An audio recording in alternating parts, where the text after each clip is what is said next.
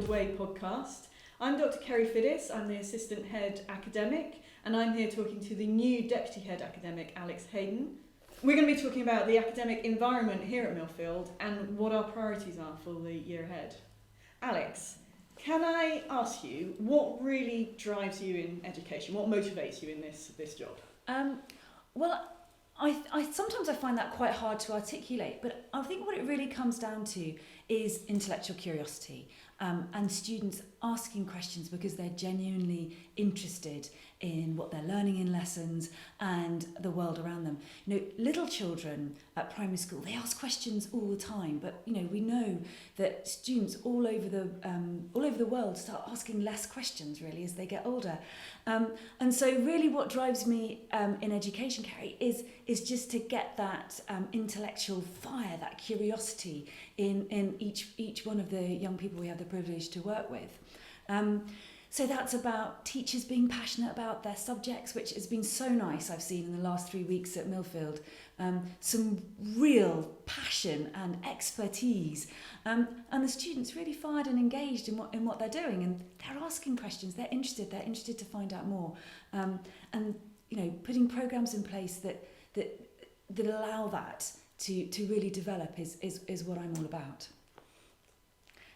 So for you, you've been here for how many years?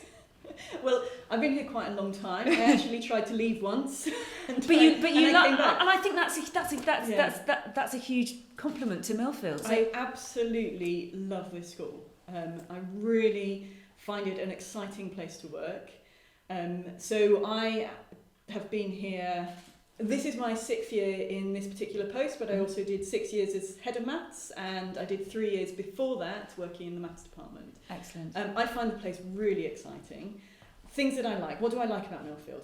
I really like the mix of pupils. I like the mix of ability levels. I love talking to Oxford students about really high-level mathematics, and then a few minutes later talking to some people who has always found maths hard and it's never clicked. Absolutely. And you just say that one thing that they think, yes, now I understand it.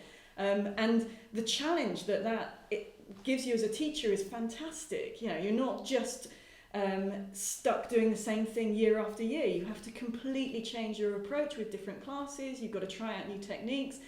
And the fact that all of the teachers here are doing that makes it a very dynamic, exciting place, a place where people talk about teaching, where they really want to improve as teachers. I've really noticed that real fire in each teacher to be the best. To be the best, yeah. And to continually improve. So many, I found in other places that I've been, other schools that I visited, that actually there's a sort of acceptance of I'm okay, and that's okay. Yeah. But the fire here is really strong to get better and to improve. I think that comes from the ethos in Millfield, though, about being brilliant. Yeah. You know, that you really do have to keep on pushing yourself every year and get better and better. So that's one thing that's exciting. I really love the mix of nationalities. Yeah, that's really noticeable about how global we are as a school in Somerset. Yes, yeah. And you look out in front of a class and there might be 5, 6, 7 different nationalities there, and they really bring something interesting to the lesson and add to the conversations that you're having. So that is fantastic. The small class sizes means that you can absolutely tailor your teaching to the people in front of you. And having taught in different settings and having visited lots of other schools, you sometimes hear teachers say, well, I plan for the middle and the bottom end will catch up with a bit of help and the top end can look after themselves. And you don't do that here. You think about a class, you might have 12, 13, 14 in that class, and you think about the class and the individuals in that class, and you plan your lesson to meet their needs.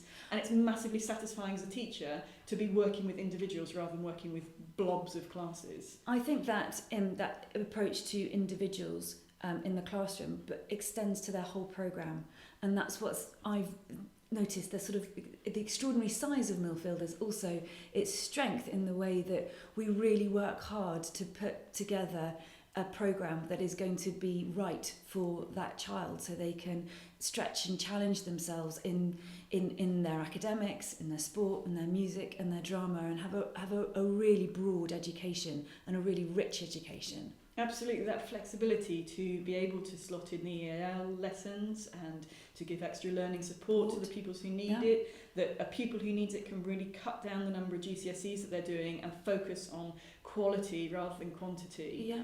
And the academic mentoring that we've got going on, so that those students that are really pushing themselves and stretching themselves can be pushed further and stretched further and really challenged by a really rich top academic programme. Absolutely. It's really exciting.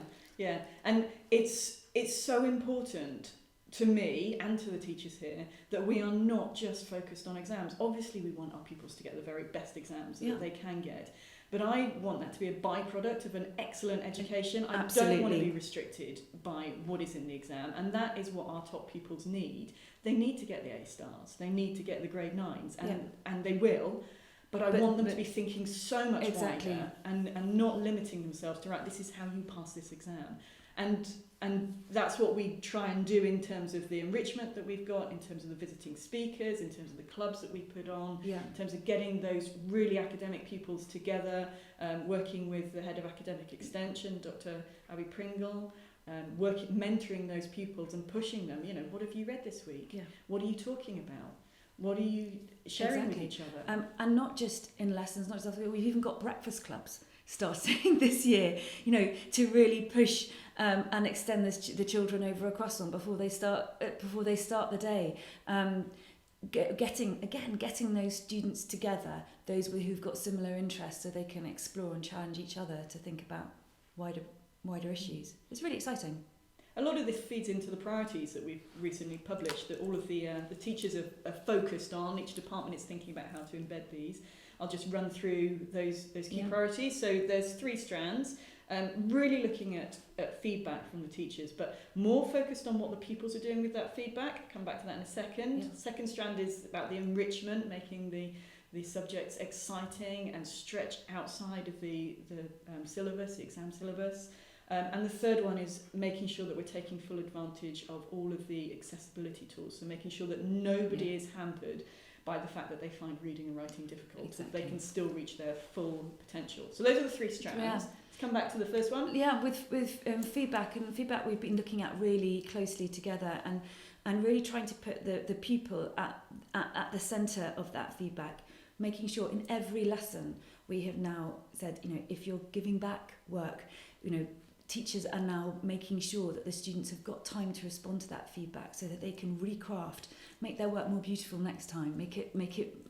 It's about making sure that the students are not passive learners, that they're really aware of the learning process. So when they get feedback from their teachers, they're thinking about, how can this improve what I am doing? Yeah. And then the teachers have been asked to give them time to make those improvements. Absolutely. So not just reading the comments and expecting a student to go away and interpret that and use that in the next piece of work, but actually using it there with the teacher's help. To recraft maybe a response to a question and to actually say, okay, I scored half the marks the first time round, I'm going to recraft it with this feedback.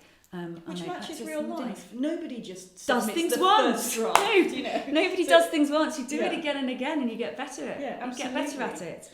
And that's really important. And we're bringing that this year into our reporting process. We're having a new reporting process this year that is going to put the students really at the heart of that reporting process. So they will be reflecting on their progress in the subjects, and the teachers will be responding to what the students have said and those reports will be going home on an annual basis, and then at the end of the year they'll have reports where they're reflecting on their whole report and their progress, but always with the idea of looking forward.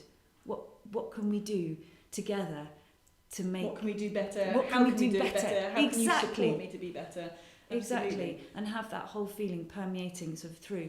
Not well done, that's it, but fantastic. But what next time? I think that's really something that's coming through very strongly at Millfield this year. In terms of the middle strand of those 3 priorities, the enriching and extending the education, get a really good quality all-round education. One thing that we are really pushing is reading this year, reading around the subject and bringing that back into lessons and talking about what you've read. We've done something quite brave, and it'd be interesting to see how this works out, but we have banned prep in the half-term holidays for years 9 and 10. I think this is fantastic. And instead, they're going to be given some guidance on where they can go to read articles, read books, listen to podcasts, watch videos, but something that they can do related to a subject that interests them that they can bring back into school and share with others. And discuss with everybody else in the class. I think that's really exciting. And it's a bit risky, but let's try it. Let's see how it works. Absolutely. And though, you know, the idea is to get them engaging with that material, to be thinking and to discussing afterwards. I think it's, you know, exactly where we need to be going.